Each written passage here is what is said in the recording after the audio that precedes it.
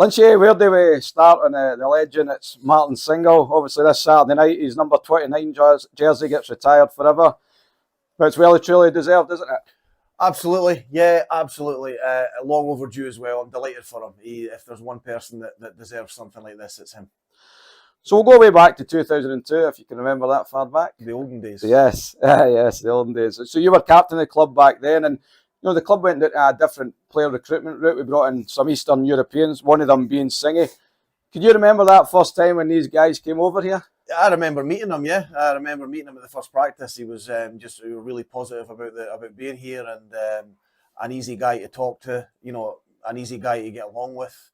I think Cingi and Peter Condor, if I remember rightly, were the first two in, and then they were followed by Jan, by Laddie Kudrana, and then the last one was Holik. I think they kind of came in and that combination. But yeah, I remember it clearly. All those years ago. So back then, I'm sure that was it. Singi's English was that very good, wasn't it? Yeah, his English was probably better than most of the local guys, in all honesty. But the other guys couldn't speak a word. And was that hard in the dressing room? It was probably hard for him. He had to sort of translate for 3 or 4 different people. Peter Condor couldn't speak a word. Jan Krajcek couldn't speak a word. Neither could Kudrana. I think, if memory serves me right, Holik could speak a little bit, but the other guys not a word. So Cingi was he had 2 jobs. He was a player on the team and he was an interpreter for some of those guys as well. So obviously back then, no one knew that Cingi was going to be here for 12 years and as a player, and then still staying in Edinburgh to this day. For the newer fans that obviously maybe didn't see him play, what type of player was Cingi? He was a very hard-working player. He knew how to put a shift in. He was a strong, powerful, fast skater, and he had a great shot. He really had a really hard shot. He was a good all-round forward. In all honesty, he didn't really have any great weaknesses. He was just an all-round good player. And the one thing about Cingi, I'm sure everyone will say the same, but he was a great hockey player. But I always thought for dealing with him, he was an infectious character, and he was just a great human being, wasn't he? Yeah, like I said at the beginning, they're a really nice guy. Always positive about everything. Always, glass half full sort of person. Never complained, never moaned. As you know, there's lots of things to complain about as a hockey player sometimes, but just got on with it. Really good guy. Like I say, easy to talk to. Like to just chill out, relax, have a laugh, and he was a pleasure to be around.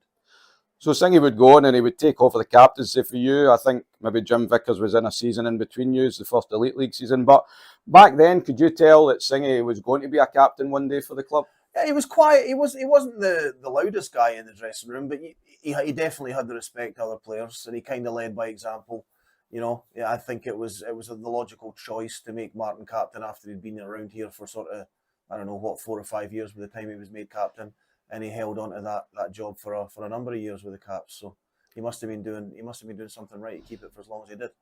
And I know he had offers, speaking to him before, I know he had offers to go elsewhere in Europe and even in the Elite League many times. But he decided to stay here in Edinburgh, and loyalty is one of these things that, especially at the Elite League level, it doesn't happen very often, does it? No, you don't see much of it these days. Guys will go somewhere for an extra tenner sometimes. Martin stuck around. I think he loved living in Edinburgh. I think his wife got settled here quite quickly as well. They had a couple of kids while they were living here, and they've just called it home ever since. So Edinburgh's gain, really.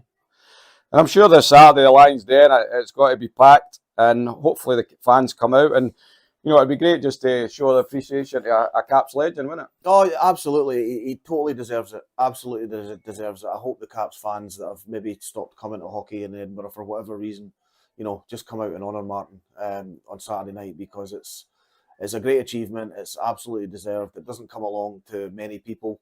And I think, if he gave 12 years, was it 12 years for Edinburgh? Yeah. He gave 12 years to the Caps. I think it would be a fitting tribute if people came out and paid tribute to him on Saturday night.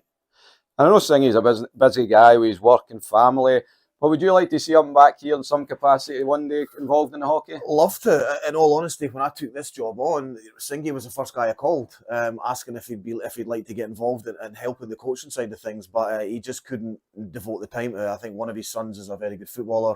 I think one of his other sons heavily into rugby and plays at a relatively high level as well.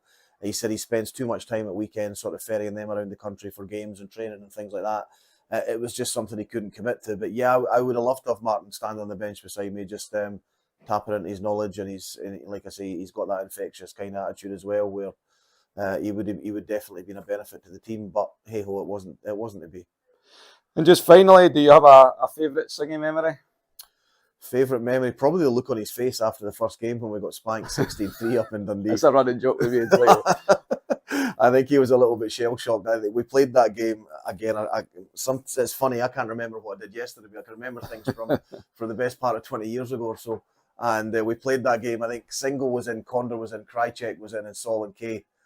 We didn't have Kudrina, we didn't have Holik, they weren't in yet, and we got absolutely run over by Dundee in the first game of the season. And I think looking on not just Martin's face, but Peter and Jan's and everybody at the end of the game, they were kind of looking as if to say, what the hell is this and what am I doing here? But, they stuck with it. So brilliant. Well, thanks very much for giving us a wee insight on Cingi, and we look forward to Saturday. Yeah, no problem. Cheers.